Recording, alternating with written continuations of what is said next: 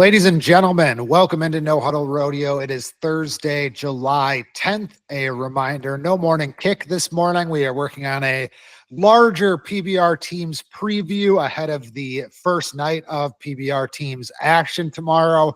We've also got a little PBR news off the top today, so we'll start with that. Thank you to Justin Boots. Thank you to Runyon's Fine Furniture.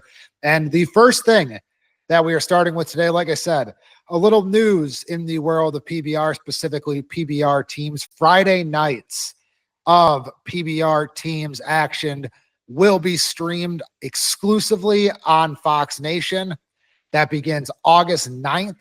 And then every other Friday thereafter, it's branded as Friday Night Live.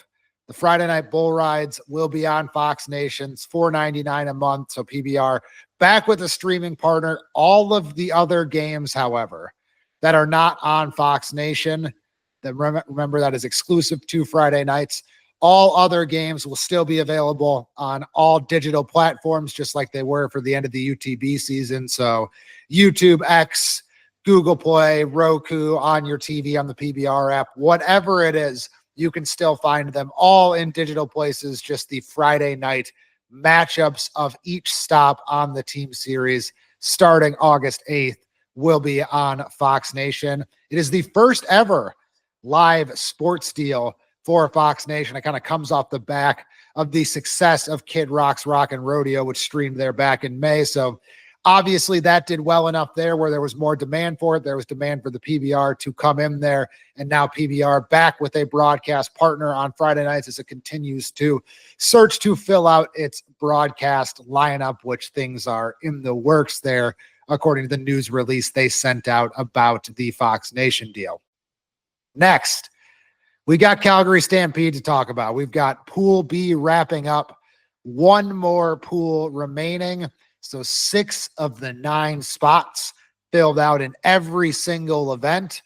And we're just going to run through some of the results, some of the storylines from Pool B, get you caught up on that. And then we will turn the page on Pool C today, fill out the rest of that Showdown Sunday lineup, Thursday, Friday, Saturday. And then Sunday is Championship Sunday at the Calgary Stampede, which I am very, very excited for. So let's get into the bareback riding first and foremost. And Cooper Cook was the #1 money earner in the bareback riding, and he has really benefited from 80% of that money at the Calgary Stampede going toward the world standings, because he's gone from number 23 to number 14 in the world, thanks to what he did in Calgary, thanks to his win in Killdeer, and thanks to his win at the West Jordan Stampede.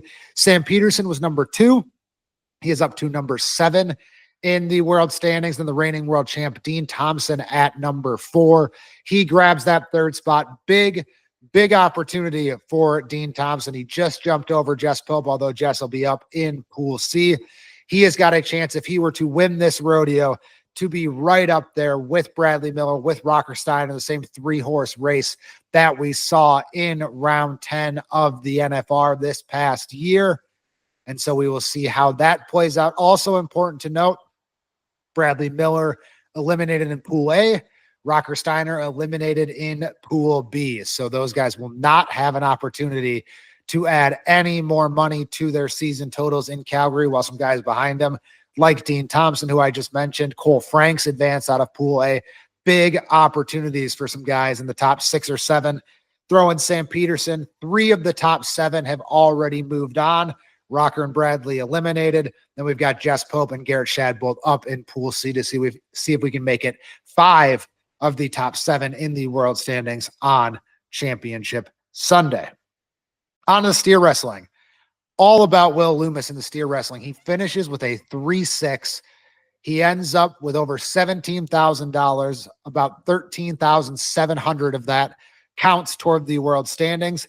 He has been rising quickly since his Reno win. He is up to number 3 in the world.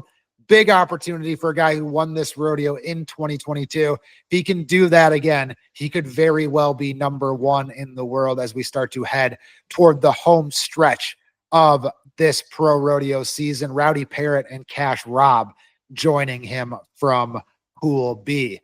In the saddle bronc riding, another guy who is owned this rodeo, dominating. That Zeke Thurston, rides of 90.5, 88.5, 86 points. He won more money than any other bronc rider. He is joined by Brody Wells and Zach Dallas, both of whom made the 2024 NFR. All three of those guys in the top 10 in the PRCA world standings right now, and all six who have advanced between Pool A and Pool B. Lefty Holman, Brody Crest, and Weston Patterson coming out of Pool A. All three of those guys, or all six of those guys, goodness, are in the top 12 in the PRCA world standings. So it is certainly shaping up to look like an NFR preview on Showdown Sunday. Logan Hay, Dawson Hay, Cade Bruno, Wyatt Casper still to go. And Zeke Thurston, who has won this rodeo 3 times, now has 20 straight rides of 83 points or better, dating back to 2021 at the Calgary Stampede. In the tie-down roping, we had some brotherly love. Ty Harris and Joel Harris were the only two to win a round. Ty starts with a 6-7, the fastest run of the rodeo so far, then a 7-2 to close it. He's number 5 in the world, and it feels like a very quiet number 5 for Ty Harris. He's only won the Columbia River Circuit Finals and the Eugene Pro Rodeo, so no huge wins to write home about for Ty Harris, but steady stacking checks in Calgary, 2 $7,000 checks there for 2 incredible times. 6 Cowboys faster than 7-9 on the final day of Pool B. Ty moving on, Joel Harris moving on, and then crucially, the last spot, Riley Webb makes a clutch 7.4 second run to join them on Championship Sunday. John Douch already in there from Pool A as well. Shad Mayfield already in there from Pool A. So a battle of titans right now. 5 of the top 6 in the world have moved on to Showdown Sunday in the tie-down roping. It looks a lot like the saddle bronc riding in terms of the overall quality of competition that we will see on Sunday. In the breakaway roping, Brady Good won 2 rounds.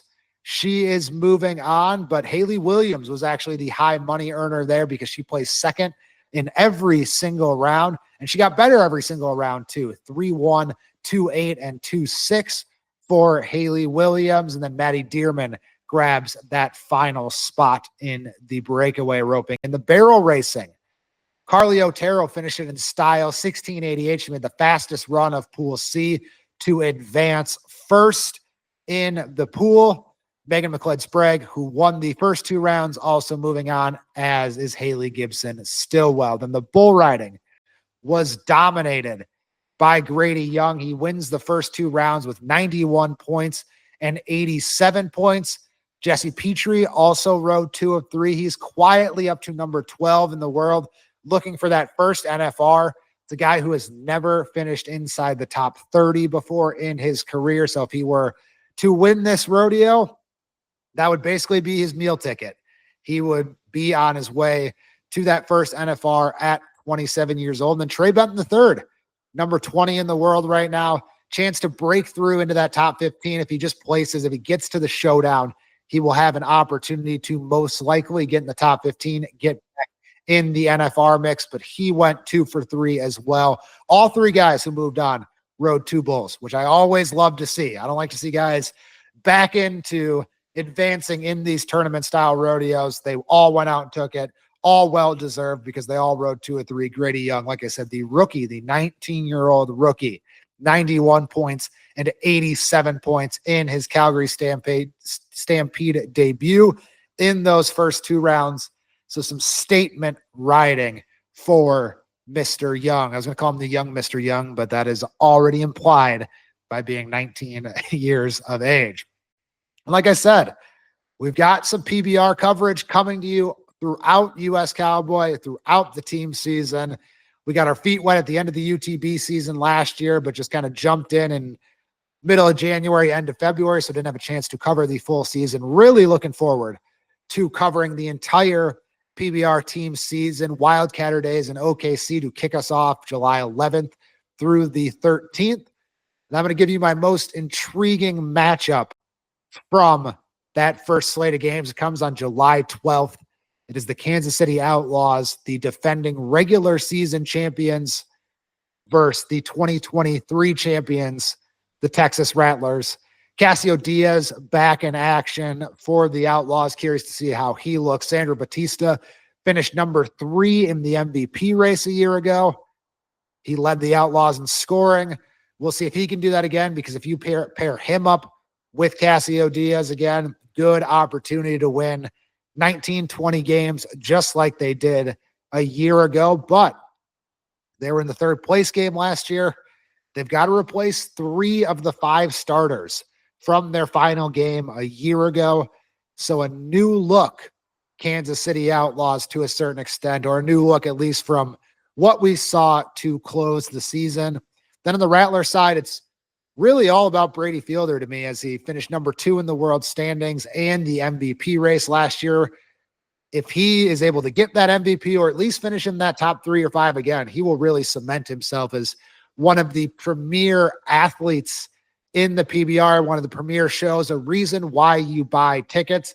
That guy rides a lot of bulls. He covers a ton of bulls, which is obviously great to have in the team series. And then the Rattlers also acquired Callum Miller and Ezekiel Mitchell, 2 acquisitions where it could really go either way, 2 flyers kind of, where, you know, these guys might not give them a lot, but they both could provide a lot of energy for you in certain situations. Ezekiel Mitchell really seems to provide that as kind of a pinch hitter sometimes, or a leadoff man in the team series. He seems really built to get his teammates to feed off him. And Callum Miller won two rounds at that Cody Snyder event up in Calgary as kind of a tune-up for the season. So we'll see if that is a sign of things to come for the 30-year-old. But again, stay tuned, because we'll be recapping PBR teams online. We'll have all the coverage on social. I'm very, very excited for a full year of that. And the matchup to have your eye on right now is the Outlaws and the Rattlers. In my opinion,